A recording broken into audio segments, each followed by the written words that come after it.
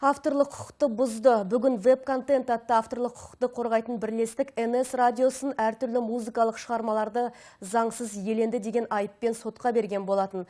Бүгін соған қатысты сот отырысы өтті. Ал NS радиосы ел музыкалық туындылар заңды түрде қазақ атты бірлестікке тіркелгенін айтады. Толығырақ тілші бейне материалында.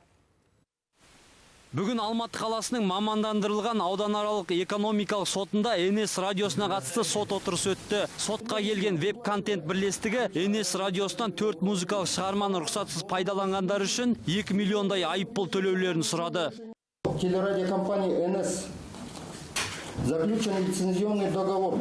Бір сағатқа созылған сот отырысы екі жақтың арыз шағымдарын қарағанымен ешқандай үкім шығармады. Ал NS радиосының заңгерінің пікірінше, қалай болғанда да бұл қоғамдық бірлестіктердің жұмысын зияткерлік меншік құқығы жөніндегі комитет қатаң бақылауға алу керек.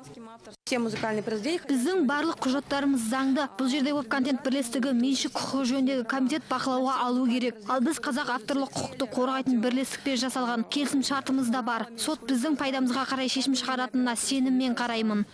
Ал айып тағып отырған веб-контент бірлестігі болса, заң бұзушылық болғанын айтуда. Сонымен қатар бірлестік 4 музыкалық туындының авторларымен арнайы келісім шартқа отырған екен.